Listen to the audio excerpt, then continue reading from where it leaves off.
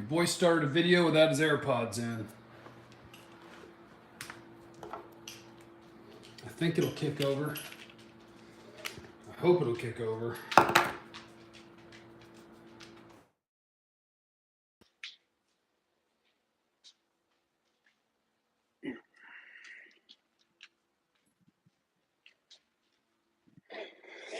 Hopefully it kicked over to my AirPods. How about that one?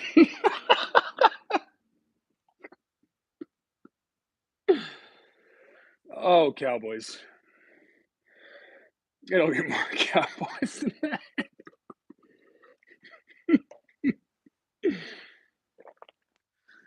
Oh my God. I just want to point out, I know it's in the title, so you guys won't be surprised by this. Plus, you're all really smart Cowboy fans, so you already know because you pay attention to the details. Jason Peters saved the team. And I want to know what happened on the sideline. Terrence Steele going down for the Cowboys was awful. Awful. Not that they were playing well before that. It was awful in like 18 different ways because Terrence Steele went down the play after. You should have had a touchdown that Dalton Schultz dropped. And then Terrence Steele gets hurt. And the Cowboys, in a perfect world, don't want to play Jason Peters at right tackle because he's been a left tackle the majority of his life, and he tried some right tackle at one point. He played a little bit of right guard, I think, and a little bit of right tackle, and neither one went real well, and I believe he got hurt. So they didn't want to play him at right tackle, but they played Josh Ball at right tackle, and they couldn't even call a pass play, or your quarterback was going to get hit before he had time to throw it. And so I just want to know, was that Philbin or McCarthy, or did Jason Peters just grab one of them and go, hey, I know that that's not where I play, but I could fart and fall down and do better than that. I got to go in. Jason Peters saved the damn day, and he really just saved us from being incredibly embarrassed. Now you're only mildly embarrassed because your team that normally was beating down the bad teams, even if it took them a while to get there, got terrified by a team that's chasing the number one draft pick. Vance, thank you in the super chat, by the way. Why didn't they listen to you about Josh Ball? I don't know why people don't listen to me sometimes. I don't know. Oh, and let me throw this out there to pay the bills, by the way. This presentation is brought to you by my friends at BetOnline. BetOnline.ag. Use the promo code BELIEVE, BLEAV, to get a 50% sign-up bonus on your first deposit. And I would have told people, I did tell people, 17 is too big of a line in the NFL, even if you are blowing people out every single week. 17 is too big a line in the NFL to be believing in that. But thank you to BetOnline for bringing us this presentation. Use the promo code BELIEVE, okay? And yeah, Dak had a bad day. It's weird because I kind of say like I'm a Dak guy, but I shouldn't have to say those words. It's not that I'm a Panay Sewell caught a pass. Hell yeah. Because it's not that I'm a Dak guy. It's that I'm telling you what really happens in football, and some people just hate on him because they're weird and don't watch other teams play, I guess. But that was not a good day at the office for Dak. And I believe it's true that the Cowboys' receiving weapons can leave something to be desired, and that their protection at times leaves something to be desired. But regardless of that, Dak did not play well today. And then you took the field, you took the bad right tackle out, and Dak had to go out there, and people like my coworker, my sweet, sweet coworker, Mike Reiner said, you're either 40 million or you're not right now. That's what 40 million gets you. The guy who can make that drive. Dak's thrown 9 interceptions in 8 games. Not good. Yeah, 8 of them in the second quarter, too. And some of them have been unlucky. Some are miscommunication, whatever. Dak's played well since he's come back. He's played well. He's been overly aggressive at times. He's played well. He didn't play well today. until it was play well or you're going to lose to the team chasing the number one pick, and then he did. Jeff, what question would you ask Big Mike after this win? Why did you ever think Josh Ball could play? Man, there's a lot. The Cowboys weren't good in a lot of different ways in this game. They were able to run it well early. And then I think in the second half, because they only called 11 runs in the first half, even though they were running it well, it was like, well, now we're going to overcorrect and only call run plays. And so they only called run plays, which led to turning it over on downs, which I counted as a turnover. So that's your third turnover. The defense gave up way too many plays. You weren't able to get a pass rush. They still can't stop a running quarterback. You're beat up. At one point, you had Nashawn Wright, Kelvin Joseph, and Deron Bland as your three corners. So, like, there was a lot that they didn't do well. There was a lot of things that happened that praise your quarterback. Now, I praise Dak every week. You don't need that. Dak's a damn fine quarterback, and the whole world knows that. Anybody who doesn't want to know that. But we can also acknowledge he didn't play well most of this game. And then when he needed to, he did. But boy, I got to tell you, this damn team. You need Terrence Steele to be okay.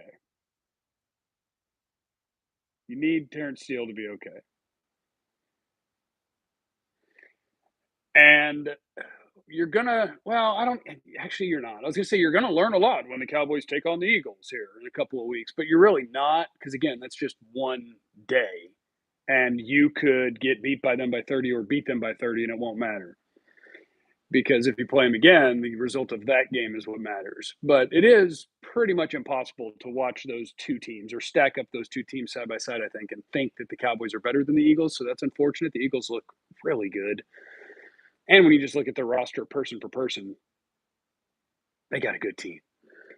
The Cowboys, in some senses, I feel like are overachieving, and the coaches need to get credit for that, because I just think if you look at it, good quarterback, offensive line is okay, receivers are okay, running backs are good, defensive ends / pass rushers are good. They weren't great today, but they're good, very good.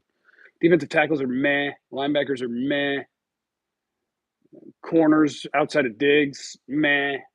And yet, up until today, they had the biggest point differential in the NFL. So in some senses, they're overachieving, but they are a good football team.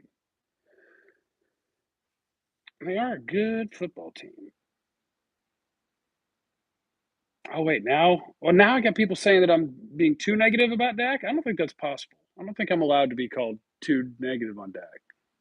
I thought I was a Dak homer. Now I'm a Dak hater. It's very confusing. Do you potentially put Tyron at right tackle if Steele is hurt multiple weeks? Oh, that's hard. That's hard business for somebody who's never done it, who's played one position their whole life. But like today, I think in a case of desperation, you might do something wild. You might try it. Just because if it means you're going to be putting somebody who can't play NFL football out there, or you're going to be putting somebody out there who's out of position but might be able to do the job, sure, you got to try it. So maybe. Tyron played right tackle in college and rookie, right? He was at USC, and they had good offensive tackles. He might have played some right tackle at USC. And was Flozell still a thing when he got drafted, and then he moved to the left? That might be true. Yeah, I played there some. Either way, I do believe Tyron is either playing next week or the following, which will be fun. It'll be good.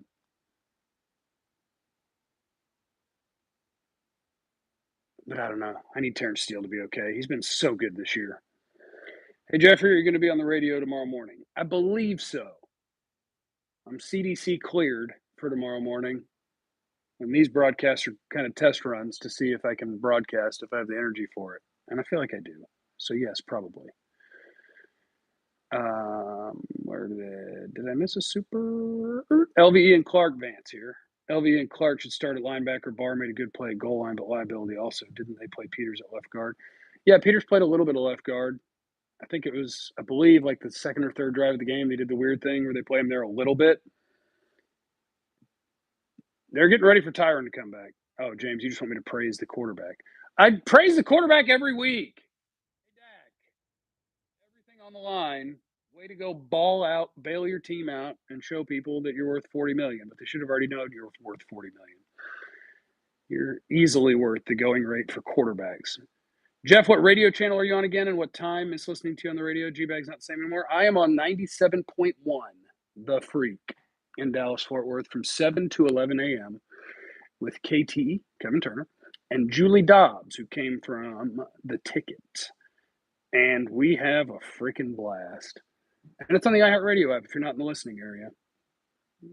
And on Spotify, you can look up the Speakeasy on 97.1. You can find podcasts of every segment we've ever done. All right. Defense saves the day. What? I don't think the defense played great today either. Nobody played great today, but at the end of the game, when they had to have it, they did what had to be done. Brett Maher has been the most consistent Cowboy all year long. Brett Maher is a beast.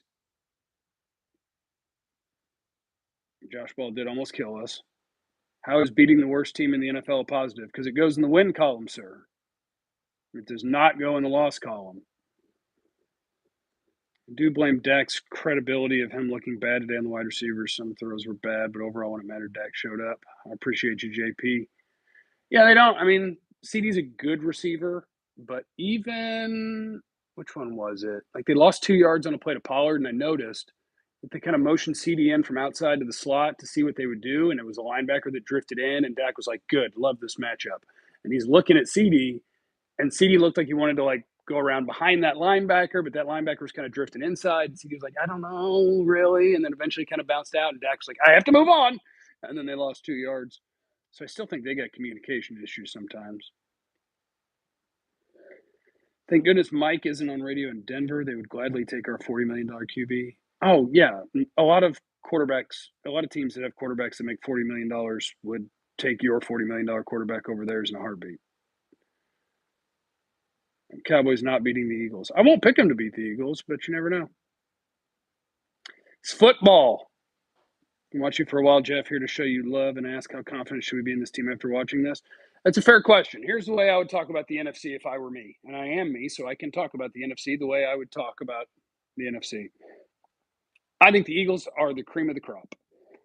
Somebody is going to have to just outplay them on a given day, which obviously isn't impossible, but I think that's a pretty complete team. They're a good defense. They're a good offense. Their quarterback is willing to run. Andy's throwing it well. They have really good weapons. They have a really good offensive line. The Eagles are pretty damn complete. That's the favorite in the NFC. The outside of the Eagles, I think it's pretty wide open. You could lose to Tampa in the first round, or you could smoke Tampa and then go on to play. You'd be reseeded, so you'd be the 5. Whoever it is, you could go play Minnesota, who you've already smoked. One team that I think is very problematic is Philadelphia. You would just have to outplay their ass that day. They got undressed publicly by a bad team. No, that's fine. Like, you can say that was an embarrassing performance. You can say whatever. It would be 10 times more embarrassing if it went in the loss column. The fact that it goes in the win column, I would think, for an NFL fan, would take some of the sting out of it because it goes in the win column. I'm glad we got the win. Cowboys need to fix a few things, but no need to panic right now. No, you're going to get Tyron back, and that's going to help. I hope Terrence Steele is okay. Hopefully Trayvon Diggs is okay. I know he came back in, but that's always worrisome. Injuries could hurt them. They can't afford to be shorthanded. They need everything that they got. You take out this win and take out the Vikings win, and they're somewhere in the middle. Yeah, I mean, I would take out a loss. If you're going to take out their best win, I would take out their worst loss, not another win. But yeah, did 11 play today? I think Mike is hurt. And Laramie Tunsil's also really good. All these injury questions, I don't know because I hit go live as soon as the game ended. So I'll know in a little bit, but I don't know anything right now. Jeff, what do you think of these many pass attempts versus Houston poor run defense? I don't think they could run the ball very well either. Like, they ran it well on the first drive, and then after that, they weren't running it real well. And then the second half, they tried to overcorrect and ran it 9 plays in a row, and they were able to sneak by and get a first down and sneak by and get a first down and then get stuffed on the goal line at some point. You're going to throw. Yeah, Micah did get Tunsil false starting, though. He showed up there. This win is no different than the Eagles' win over Indy. That is true. That is true. No, I think Philly is better. That's why they have one loss. Well, the Cowboys might have one loss if they'd had Dak all year, but I do think Philly is better. I think that's borne out by the rosters. I think they have a better defensive line. I think that they have a better secondary. Yeah, they have better linebackers. They have better offensive line. They have better weapons. If the Cowboys are going to beat the Eagles, it'll be because the Cowboys quarterback outplays the Eagles quarterback, and Jalen Hurts is having a hell of a year. Stop making this out that Dallas is garbage. I'm assuming you're talking to the chat or you've never been on this channel before.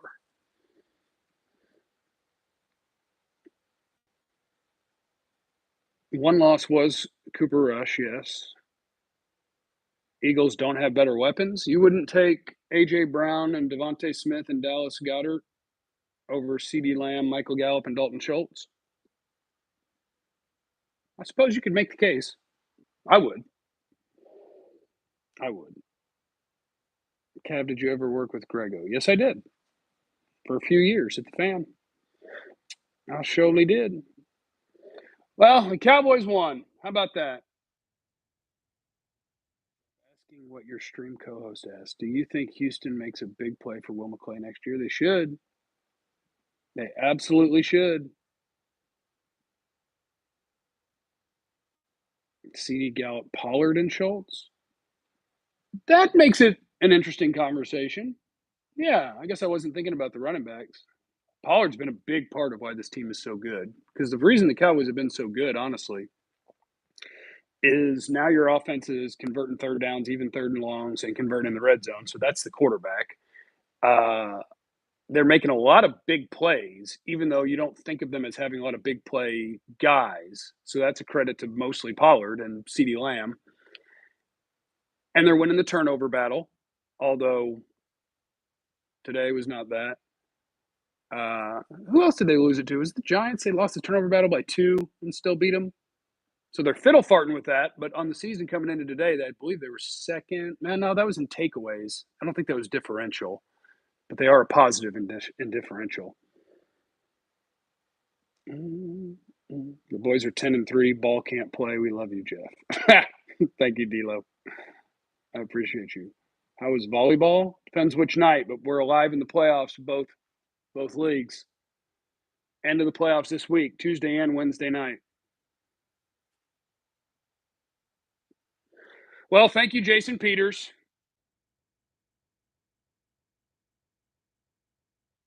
They called a personal foul. Oh, yeah. I guess I should go watch the rest of the NFL games. I tell you what, tomorrow would have sucked if they'd lost this game. Can you get Broadus on here more? I cannot. I do not. Broadus is not allowed to do things with the Jeffrey because the Jeffrey left the radio station that Brian is still at and has a job at another radio station. And so it is within the rights of his employer to not allow him to do these things. And I knew that. I knew that when I quit. Oh, there will be a draft show on my channel. It's just a matter of who I'm going to do it with. I'll have Dane Brugler sometimes. We'll see if KT wants back in the game. Matt Cather, who I work with on 97.1, is a huge college football guy. I might fart around with him a little bit. Obviously, Vach. We're going to do draft stuff. I know Vach and I will.